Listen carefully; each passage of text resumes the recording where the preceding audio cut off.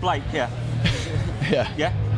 Hi, this is Steve at TBFM download this year with Blake from Huntress. Hi, how's it going? Fantastic, man. Yeah? You're due on later on today, aren't you, on stage? 10 to 7? 10 to 7 this evening. Yeah. Looking forward to it?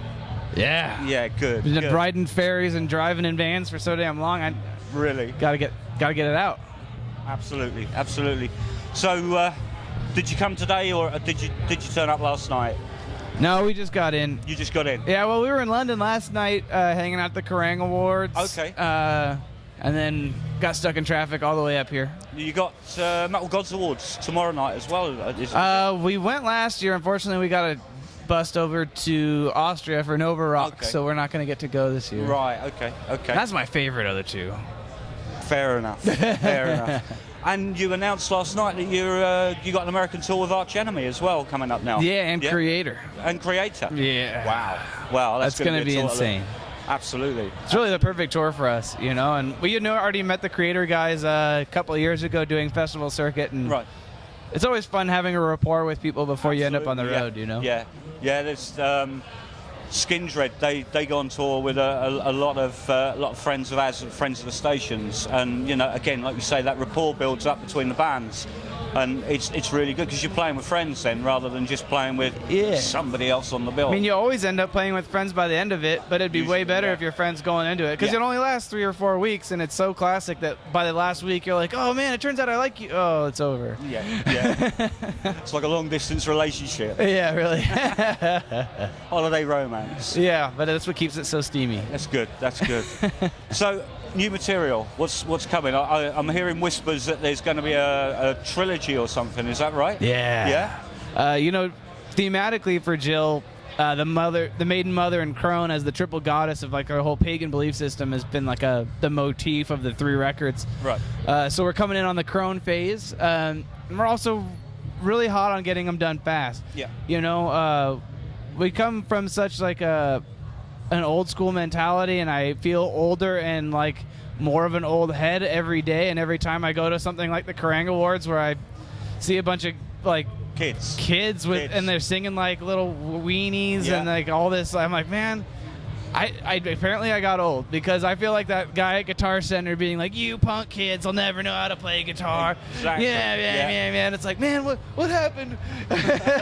But you know, I just ended up on obviously a tangent there, but you know, we're working really hard to do it the old school way, you know, like Priest did, a Cheap Trick, and Sabbath, and all these badass bands that wrote real songs and great music and weren't just trying to program in too many arpeggios and notes and riffs that you'll never hear come out of like a band live. Granted, I'm sure they're playing them flawlessly. You can't hear it. It's too fast. It's too competitive. Like it's not about being competitive. It's about making music that lasts and melodies that count and like stick with you. And you know, I don't diss anybody or knock anybody for what they're into, but for us, it's about the songs. You know, it's about the music. You know. Yeah. And you're right. You can get too clever. I mean, I work with a lot of metal bands. I crew for a lot of bands and work with a lot of metal bands. And you know, when I first started doing it, which is quite a long time ago, you know, back in the early 80s, I started crewing.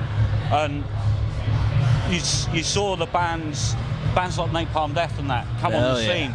You think, fucking hell, you know, how the hell do you play music like that? Yeah. And these days, kids learn on that. You know, back then, Napalm had had Sabbath, they had Led Zeppelin, bands like that. They were their mentors, kind of thing.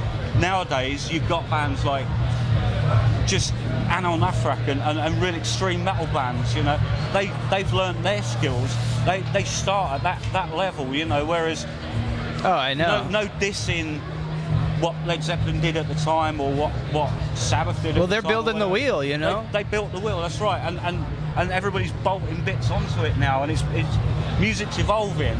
But you still got to be able to go out and, as you say, do it live. If you can't play it live, don't put it out. And you know, and part of it's still feeling good live. You know, I was joking with a buddy of ours from 3 Inches of Blood, who we spent some time on the road with, and because we had just done this Dragon Force tour, and he was like, man, kids are learning how to play on guitar like that. Like, they probably made it on the computer, and then these kids don't know that, so then they're sitting there trying to learn how to actually do it, and then they actually pull it off, and then they're doing all kinds of crazy computer shit, you know, and he was joking about the same thing happened with like Dimebag. It's like he's got this heavy noise gate, but it teaches all these kids that they need to actually have a lot of right hand control, and it's just weird how music evolves like that. Granted, maybe that's my problem. I grew up like never getting into that stuff. I always wanted to just hear like Priest and Metallica and stuff like that. So as we got into this, I remember, I'll never forget when we started being solicited by labels and going through, for instance, the whole Century Media roster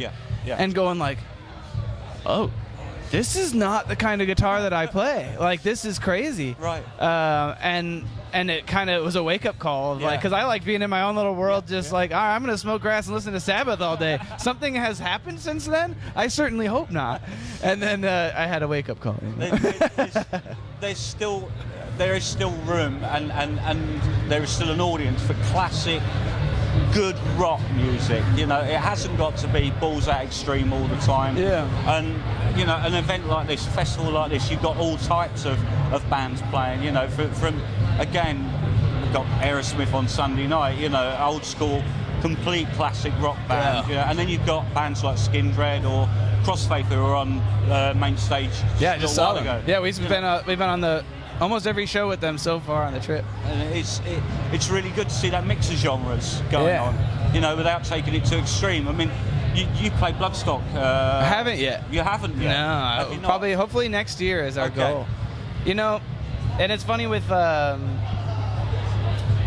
like mixed genre, despite how much I talk about all I really like are like the Scorpions and Thin Lizzy, our goal is not to be a throwback band. I don't want to just be like, okay, look at those guys, they have on platform shoes and bandanas and they're they think it's 1978. Like, granted, I still think it's 1978, but I acknowledge that it's the new millennium, and I want to think forward, but I don't want to just think forward by stacking more bullshit on top of what everybody's already stacked on top. It's been done. I can't be more extreme than anybody. I can't play faster than anybody. I'm not going to sing whinier than anybody or anything. So, like, God damn it, I'm just going to play what I like and do it right but do it in 2014. You know what I mean? Well, no, that's good. And I think, again, some of the more extreme ends of the metal spectrum, it's almost like they're on a bike going downhill and the speed's building up and they're going faster and faster. Sooner they're going to fall off. Everything's going to catch on fire. Yeah, the guitar's going to explode or something. I mean, I saw something posted on Facebook earlier on, a 17-string bass guitar.